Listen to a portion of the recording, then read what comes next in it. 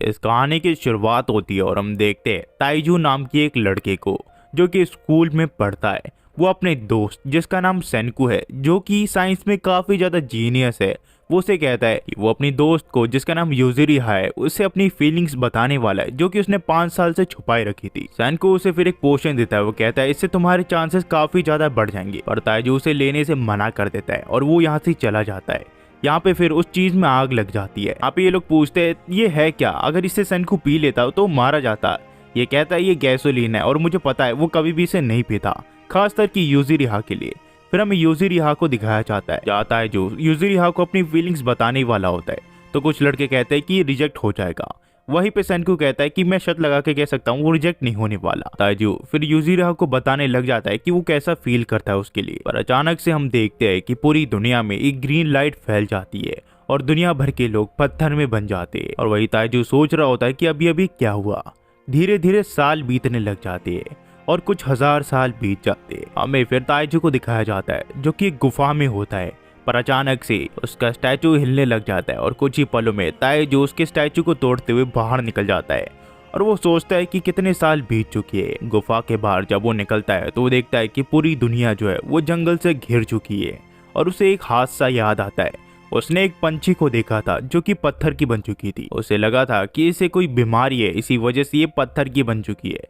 कुछ देर चलने के बाद इसे स्कूल का ट्री दिख जाता है जिसमें इसे यूजिरिहा मिल जाती है। यूजिरिहा को देख के ये काफी ज्यादा खुश होता है और काफी ज्यादा इमोशनल हो जाता है। फिर जब वो यूजिरिहा को पास से देखता है तो देखता है ट्री में कुछ लिखा है जो कि रिवर को फॉलो करने का आदेश होता है। और वो फॉलो करते हुए सेनकू के पास आ जाता है, जिसे देख के वो काफी ज्यादा खुश हो जाता है और पूछता है कि कितने साल बीत चुके हैं। सेनकू से कहते हैं कि करीब 3700 साल बीत चुके हैं और मैं तुमसे 6 महीने पहले उठा था। ये सुन के ताइजू कहता है कि तुम्हें ये सब याद कैसे रहा। यहाँ सेनकू कहता है कि मैं हर एक सेकंड को गिन रहा था। ये सुन के ताइजू की होश उड़ जाते हैं। यहाँ सेनकू फिर उसे अपने घर ले आता है जो कि उसने खुद ही बनाया होता है। ये देख के ताइजू काफी ज्यादा खुश होता है और कहता है कि अब हम दोनों मिलके इंसानों को वापस लाएंगे। और ताइजू वेट लिफ्टिंग का काम ले लेता है। ये दोनों अब मिलके फैसला कर लेते हैं कि चाहे जो हो जाए ये दोनों मिलके इंसानों को वापस ले आएंगे धरती पे। यहाँ पे ये दोनों फिर काम पे जुट जाते हैं। अगले दिन ताइजू जंगल में जाके कुछ शिकार करके और कुछ मशरूम लेके आया होता है। जब सेनकू उन्हें देखता है तो वो कहता है कि जितनी भी चीजें तुम लाए हो वो सारी जहरीली है, सिवाय कुछ चीजों को छोड़ के। ये लोग खाना खा लेते हैं, जिसके बाद ये वापस से उस केव में जाते हैं। सेनकू फिर ताइजू को कहता है कि हम दोनों को यहीं पे होश आया था और मैं तुम्हें यहाँ पे लेके आया था 6 महीने पहले। ये उस लिक्विड का कमाल है, वो नाइट्रिक एसिड है जो कि वहां से टपक रहा है। शायद इसकी मदद से हम इंसानों को वापस से इंसान बना सके मूर्ति से। पर यहाँ पे वो एसिड काम नहीं देता, जिससे ये दोनों काफी उदास हो जाते हैं। सेनकू कहता है मैं काफी महीनों से इस चीज पे काम कर रहा हूँ पर ये कभी भी ठीक से काम नहीं करती। मुझे नहीं पता तुम कैसे ठीक हुए। मुझे लगता है नाइट्रिक एसिड में अगर हम थोड़ा अल्कोहल मिला दे जिसके अंदर इथेनॉल होता है तो शायद उससे काम बन जाए। तो ताइजू कहता है कि मैं काफी सारे ग्रेप्स लाया हूँ, हम इनसे वाइन बना सकते हैं जिससे हमें इथेनॉल मिल जाएगा। और ये दोनों वाइन बनाने के काम में लग जाते हैं। पर वाइन बनाने का प्रोसेस काफी लंबा होता है। ये लोग इसे पीस तो लेते हैं पर फिर भी वो वाइन नहीं बनती। फिर ताइजू और मेहनत करता है और ये लोग फैसला करते हैं कि फाइनली इस वाइन को गर्म करेंगे, जिसके बाद इसे स्टोर में रख देंगे ताकि एक प्रॉपर वाइन बन सके। और ये ऐसा ही करने लग जाते हैं। इसके लिए ये क्ले के बर्तन यूज करते हैं। और कुछ और महीने बीत जाते हैं, हमें दिखाया जाता है फिर करीब 1 साल बीत जाते हैं। और 1 साल के बाद ताइजू की भी दाढ़ी आ चुकी होती है, पर सेनकू उसे सी सेल्स की मदद से काट देता है जिससे ताइजू को काफी ज्यादा दर्द होता है। और फाइनली ये उस लिक्विड को बना लेते हैं जिससे ये वापस से इंसानों को मूर्त से इंसान बना सकती है। और ये इस चीज का बर्ड पे ट्राई करते हैं और वो बर्ड उड़ने लग जाती है। ये देख के ये दोनों काफी ज्यादा खुश होते हैं। ताइजू फिर सेनकू से पूछता है कि सबसे पहले हम रिवाइव कैसे करें। सेनकू कहता है कि ये तुम्हारे ऊपर है और ताइजू यूजिरिहा का नाम लेता है। ये दोनों फिर उसे रिवाइव करने के लिए यहाँ पहुंच जाते हैं। और इतने साल बीतने के बाद इंसानों के कपड़े पूरी तरह फट चुके होते हैं। इसी वजह से ताइजू सोचता है कि यूजिरिहा को पहले हमें कपड़े पहना देने चाहिए। इससे सेनकू कहता है कि क्या फर्क पड़ता है, इतने 1000 साल तो बीत चुके हैं, हम नेकेड ही पैदा हुए थे। पर इनके पीछे अब लायन आ चुके होते हैं जो कि जू के लायन होते हैं। अब इनकी आबादी काफी ज्यादा बढ़ चुकी होती है और एक लायन इन दोनों के भी पीछे पड़ जाता है। ये दोनों यूजिरिहा को उठाते हैं और यहाँ से भागने लग जाते हैं। पर भागने से भी कोई फायदा नहीं है, लायन इनका पीछा नहीं छोड़ रहे होते। फिर जब ये दौड़ रहे होते इन्हें हाई स्कूल का स्टूडेंट देखता है जिसका नाम सुशियो तुकासा होता है जो कि काफी ज्यादा स्ट्रांग होता है। और ये लिक्विड डाल के उसे आजाद कर देते हैं और जैसे ही वो आजाद होता है वो सिचुएशन के बारे में पूछता है और ये सब जानने के बाद वो लायन को एक पंच मारता है जिससे वो पूरा का पूरा लायन ढेर हो जाता है। ये देख के ये दोनों काफी ज्यादा खुश होते हैं और ये दोनों फिर तुकासा को भी अपने साथ मिला लेते हैं। तुकासा इनके घर आने के बाद इनसे पूछता है कि तुम दोनों सरवाइव कैसे करते हो। ये कहते हैं कि हमें शिकार करना पड़ता है पर वो कभी कभार ही हो पाता है। तुकासा काफी ज्यादा स्मार्ट होता है, इसी वजह से वो काफी ज्यादा शिकार करता है और कहता है कि अब तुम्हें भूखे रहने की कोई जरूरत नहीं है। फिर सेनको जिन जानवरों का तुकासा ने शिकार किया होता है उससे वो गर्म करने लग जाता है और कहता है इन सबको खाने के बाद अगर हम बीमार पड़ गए तो इस दुनिया में कोई भी हमें बचा नहीं सकता। सेनको फिर इन दोनों से पूछता है कि हमारे लिए सर्वाइव करने के लिए सबसे ज्यादा क्या इंपॉर्टेंट है। ताइजू कहता है स्मार्टफोन। ये सुन के सेनको कहता है कि तुम गधे हो एक नंबर के, तुम्हें कुछ नहीं पता। या सेनको कहता है कि हमें कैल्शियम कार्बोनेट की काफी ज्यादा जरूरत है। ताइजू कहता है तो फिर हम ये शहर जाके लेके आ सकते हैं। सेनको कहता है जितनी भी चीजें वो 1000 साल बाद खत्म हो चुकी होगी, मिट्टी में मिल चुकी होगी। जिसके बाद वो सी सेल्स दिखाता है। वो कहता है इन्हें पीसने के बाद हमारे पास कैल्शियम कार्बोनेट आ जाएंगे जिसके 4 फायदे हैं। सबसे पहले हम उससे कंस्ट्रक्ट कर सकते हैं, हमारे पास सीमेंट आ जाएगा। और दूसरा हम इसे एग्रीकल्चर में यूज कर सकते हैं। और तीसरा हम इसे सूप बना सकते हैं। समुद्र के अंदर सी वीड का यूज करके हम इसे इसके साथ मिला के एक सूप तैयार कर सकते हैं, क्योंकि इस समय में अगर हम बीमार पड़े तो शायद हमारी मौत भी हो सकती है। ये हमारे लिए एक डॉक्टर स्टोन जैसा काम करेगा। हमें अपने आप को साफ रखना है। ये देख के कि सेनको इतना ज्यादा स्मार्ट है तुकासा उसकी तारीफ करता है। ताइजू फिर सेनको से पूछता है इसका चौथा यूज क्या है। सेनको कहता है मैंने तो सिर्फ 3 ही कहा था। फिर हमें रात को दिखाया जाता है जहाँ सेनको एक वेपन तैयार कर रहा होता है। हमें फिर अगली मॉर्निंग में दिखाया जाता है जहाँ पे तुकासा उसे अपनी स्टोरी बताता है। वो कहता है कि जब वो बच्चा था तो यहाँ पे सी सेल्स इकट्ठा करने आता था ताकि वो अपनी बहन को दे सके जो कि एक बीमारी से पीड़ित थी। पर एक इंसान ने उसे काफी बुरी तरह मारा और ये उस इंसान की अब मूर्ति तोड़ देता है, यानी कि ये इंसान भी अब मर चुका है। तुकासा चाहता है कि वो सिर्फ उन इंसानों को वापस लाए जो कि साफ दिल के हो, ना कि उन्हें जो कि मतलबी हो और दूसरों के काम बिगाड़े। पर सेनको उसका साथ देने से मना कर देता और कहता है कि वो चाहता है कि वो हर इंसान को वापस ले आए इस दुनिया में, इस दुनिया के आखिरी इंसान को। और वो सोचता है इसे मैं मिरेकल लिक्विड के बारे में नहीं बताऊंगा चाहे ये मेरी जान ले ले। पर अचानक से यहाँ पे मिरेकल लिक्विड लेके ताइजू आ जाता है और कहता है हम यूजिरिया को अब रिवाइव कर सकते हैं। ये देख के सेनको के होश उड़ जाते हैं। वो सोच रहा होता है कि इतनी देर से वो छुपाने की कोशिश करता पर ताइजू ने पूरे प्लान चौपट कर दिया। फिर जब अपने बेस में वापस आते हैं सेनको लिक्विड को बनाने लग जाता है पर वो कहता है कि लिक्विड थोड़ा कम पड़ रहा है। तो ताइजू फैसला करता है कि वो लिक्विड को लेने जाएगा पर तुकासा उसे रोके कहता है कि उसे वो उस केव तक जाना है जहाँ पे वो लिक्विड है। वो वहाँ के लिए निकल जाता है और तुकासा जब उस केव से वापस आ रहा होता है तो वो काफी सारी स्टैचूज को तोड़ देता है। वहीं पे हमें सेनको को दिखाया जाता है जो कि यहाँ लिक्विड बनाने लग जाता है। वो कहता है मैंने सिर्फ बहाना मारा था और वो ताइजू को बता देता है कि उन दोनों के बीच में क्या बात हुई थी। ये सुन के ताइजू भी उसका साथ देने लग जाता है और ये दोनों लिक्विड की मदद से यूजिरिया को वापस जिंदा कर देते। ये देख के ताइजू की आंखों में आंसू होते हैं क्योंकि वो काफी 1000 साल बाद यूजिरिया को देख रहा होता है। इसी वजह से उसकी आंखों में आंसू होते हैं।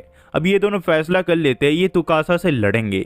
यहाँ सेनको इन्हें चुप करवाता है पर उतने में यहाँ तुकासा आ जाता है और कहता है तुमने फाइनली यूजिरिया को रिवाइव कर लिया। ताइजू इसके ऊपर हमला कर देता है। सेनको भी जो उसने वेपन बनाया था उसके साथ तुकासा के ऊपर हमला कर देता है पर तुकासा इतना ज्यादा स्ट्रांग होता है वो ताइजू को भी डिफीट कर देता है और सेनको के एरो को भी साइड में फेंक देता है जो कि 200 किलोमीटर पर आवर की स्पीड से चल रही थी। ताइजू फिर कहता है कि जितना चाहे उतना मुझे मार लो पर स्टैचूज को मत तोड़ो। तुकासा यहाँ कहता है कि तुम कह रहे हो कि मैं तुम्हें जितना चाहे उतना हिट कर लूँ और स्टैचूज को ना तोड़ू। तुम्हें इसके अलावा यूजिरिया की चिंता करनी चाहिए। अगर मैं कहूँ कि मैं उसे मार दूंगा तो तुम क्या करोगे। ताइजू कहता है कि मैं ऐसा तुम्हें बिल्कुल करने नहीं दूंगा। पर अचानक से ताइजू के सर में कुछ होने लग जाता है और वो बेहोश हो जाता है, यानी कि तुकासा का पंच इतना ज्यादा स्ट्रॉन्ग था कि ताइजू को उसने बेहोश कर दिया। तुकासा फिर कहता है हमें आपस में नहीं लड़ना चाहिए, तुम्हें यूजिरिया की चिंता करनी चाहिए ना कि उन लोगों की, इससे तुम्हें कुछ नहीं मिलेगा। और वो यहाँ से चला जाता है और जाते हुए कहता है कि मेरे रास्ते में मत आना। सेनको यहाँ पे अपने घर को तोड़ के कहता है कि हमें मॉडर्न वेपन बनाना पड़ेगा और उसके लिए हमें सामान चाहिए जिसके लिए हम हकोना जा रहे हैं जो कि यहाँ से 80 किलोमीटर दूर है। और ये लोग वहाँ के लिए निकल जाती है। रास्ते में सेनको अपनी लोकेशन का पता लगाना चाहता था, इसी वजह से वो सेक्सटेंट निकालता है जिससे ये लोग अपनी लोकेशन पता लगा रहे होती है पर वो ठीक से काम नहीं कर रहा होता है। सेनको कहता है इसकी एक्यूरेसी बिल्कुल घटिया है। पर अचानक से यूजिरिया को याद आता है कि वो इस जगह को जानती है और वो दौड़ते हुए एक जगह आती है जहाँ पे बुद्धा का स्टैचू होता है। यहाँ पे इसके पेरेंट्स इसे बचपन में लाते थे। ये लोग फिर अपना आगे का सफर कंटिन्यू करते हुए आगे निकल जाते। सफर के दौरान ये काफी जगह रुकते हैं। फिर हमें अगले दिन दिखाया जाता है जहाँ ये तीनों नदी का रास्ता चुन के यहाँ से जा रहे होते हैं, पर ताइजू की नजर यूजरिहा के टांग पे पड़ती है जो कि अभी भी जमा हुआ होता है। तो वो उस लिक्विड को लेता है, यानी कि मिरेकल लिक्विड, और कुछ ही पलों में वो स्टोन्स गायब हो जाते हैं। जिसके बाद यूजरिहा कहती है कि ये दर्द नहीं कर रहा, ये थोड़ा दर्द कर रहा था पहले। तो सेनको से कहता है जब तुम्हें पूरी तरह जमा दिया जाता है तो तुम्हारी छोटी चोट रिकवर कर जाती है, और तुमने शायद नोटिस नहीं किया हमारे सर पे एक टैग है फिर भी हम जिंदा है। अब इसके बाद ये लोग आगे का सफर तय करते हुए ओकोना के लिए निकल जाते हैं। वही हमें तुकासा को दिखाया जाता है जहां वो समझ जाता है कि सेनको जरूर कुछ बड़ा प्लान कर रहा है। वही हमें सेनको को दिखाया जाता है जहां ये ओकोना तक पहुंच जाता है। ताइजू फिर सेनको से पूछता है कि हमें वो चीज कहाँ मिलेगी जिससे हम मॉडर्न वेपन बना सके। सेनको कहता है यहाँ पे चीजें भरी पड़ी है, तुम्हें सिर्फ थोड़ा सा तोड़ना है और तुम्हारे पास बारूद बनाने का मेन इंग्रेडिएंट मिल जाएगा जो कि सल्फर है, और हमारे पास पहले से काफी ऐसी चीजें हैं जिससे हम गन पाउडर इजिली बना सकते हैं। हमें रात को दिखाया जाता है जहां ताइजू और यूजरिहा हॉट स्प्रिंग के मजे ले रहे होते हैं। यहाँ ताइजू कहता है उस दिन मैं तुम्हें कुछ कहना चाहता था, पर जब सब कुछ ठीक हो जाएगा तभी मैं वो बात तुम्हें बताऊंगा। फिर हमें अगले दिन दिखाया जाता है जहाँ सेनको ने बारूद बनाने का सारा सामान इकट्ठा कर लिया होता है। सल्फर, चारकोल, नाइट्रेट जो कि नाइट्रिक एसिड और शेल्स को पीसने के बाद मिला था इसे। सेनको ने इसे पहले ही तैयार कर लिया था क्योंकि उसे पता था कि वो ज्यादा टाइम वेस्ट नहीं कर सकता। जिसके बाद ये कुछ ही देर में हर चीज को मिला लेते हैं और ये एक बैग में इसे भर देती है। पर अचानक से ताइजू उसमें एक बड़ा सा पत्थर मारने लग जाता है और इसे याद आता है इसमें तो आयरन भी है। जिसके बाद यहाँ पे एक बड़ा सा ब्लास्ट होता है और इन तीनों को यहाँ से जल्दी से भागना पड़ता है, जिसकी वजह से इनकी जान बच जाती है। पर कुछ ही देर में ये लोग देखते हैं कि सामने से कोई फायर का सिग्नल दे रहा है। पहले इन्हें लगता है कि ये तुकासा है, पर कुछ ही देर में इन्हें एहसास होता है कि इस साइड में तो तुकासा हो ही नहीं सकता, वरना वो यहाँ पे जरूर आता। इसका मतलब इनके अलावे भी स्टोन वर्ल्ड में कोई है, और ये सब आग को बढ़ाने लग जाते हैं। इन्हें पता होता है कि तुकासा कभी भी इन्हें पकड़ सकता है। ताइजू सेनको को कहता है कि वो तुम्हें पकड़ सकता है, वो तुम्हें मारने के लिए आ रहा है। सेनको कहता है हमें ये रिस्क लेना ही पड़ेगा अगर हमें दूसरों को जानना है। तो यहाँ पे ये और आग बढ़ा देते हैं, पर हम वही दिखाया जाता है तुकासा को जो कि इनकी फायर को देख लेता है और इनकी ओर बढ़ने लग जाता है। और इसे ये भी पता चल चुका होता है कि सेनको जो चौथी चीज के बारे में बात कर रहा था वो गन पाउडर के बारे में बात कर रहा था। ये जल्दी से यहाँ दौड़ते हुए यूजरिहा को पकड़ लेता है और उसे कहता है कि मैं ये नहीं चाहता कि वो दुनिया वापस आए जिसमें लोग एक दूसरे से लड़ते रहे और काफी सारे लोग अनाथ हो जाए। मैं ये नहीं चाहता कि कोई एक दूसरे से लड़े। अगर तुम उस दुनिया को वापस लाए तो लोग वापस से जंग छेड़ देंगे। हमें सिर्फ साफ दिल के लोगों को वापस लाना चाहिए। ये फिर सेनको से रिवाइवल लिक्विड के फॉर्मूला के बारे में पूछता है और कहता है अगर तुमने मुझे नहीं बताया तो मैं यूजरिहा को यही मार दूंगा। और ना चाहते हुए भी सेनको को ये फॉर्मूले के बारे में बताना पड़ता है। ये सब जानने के बाद तुकासा कहता है अगर तुम जीना चाहते हो तो तुम ये मुझसे प्रॉमिस करो कि तुम साइंस को छोड़ दोगे और कभी भी साइंस को वापस से नहीं लोगे। पर सेनको ऐसा बिल्कुल नहीं कर सकता था क्योंकि उसे साइंस से काफी ज्यादा प्यार था। बचपन से वो साइंस में काफी ज्यादा इंटेलिजेंट था। इसी वजह से उसके फादर ने अपनी कार बेच के उसके लिए एक पूरा लैब बना दिया। सेनको का सिर्फ बचपन से यही सपना है कि वो एक दिन वो स्पेस में जाए और ये सपना वो किसी भी हाल में पूरा करते रहेगा। यहाँ पे हमें ये भी दिखाया जाता है कि कैसे ये तीनों मिले, यूजरिहा, ताइजू और सेनको। इन्होंने एक रॉकेट बनाया था जिससे इन्होंने अपनी डॉल्स को स्पेस में भेजा था, जिससे इन तीनों को काफी ज्यादा खुशी हुई थी क्योंकि इनका पहला रॉकेट स्पेस में क्या होता है। प्रेजेंट डे में हम देखते हैं सेनको कहता है कि मेरे नेक में मारना ताकि मैं जल्दी मर जाऊं और मुझे तकलीफ भी ना हो। तुकासा कहता है अगर हम मॉडर्न डे में मिले होते तो तुम शायद मेरे पहले फ्रेंड होते, पर अब बिल्कुल ऐसा नहीं हो सकता। तुकासा सेनको को मारने के लिए आगे बढ़ रहा होता है। वहाँ ताइजू भी सेनको को बचाने के लिए भाग रहा होता है, पर तुकासा उसकी नेक में वार करके सेनको को मार देता है। और जो यहाँ से कहानी है वो टू बी कंटिन्यू हो जाती है। तो गाइस हमारे चैनल पे ये नई एनिमी है डॉक्टर स्टोन। तो अगर आपको पसंद आई मेरी एक्सप्लेनेशन तो मेरे चैनल को लाइक और सब्सक्राइब कर दीजिएगा। हमारे पास ऑलरेडी 2 स्ट्राइक आ रखे हैं, क्या ही कहे यार, अभी फरवरी में जाके एक्सपायर होंगे। तो जब तक के लिए मैं कुछ भी ऐसी वीडियोस नहीं डालूंगा जो कि मेरे पे कॉपीराइट स्ट्राइक दे। खास करके सिंचैन की वीडियो से भैया भूल जाओ कि वो आने वाली है इन फ्यूचर।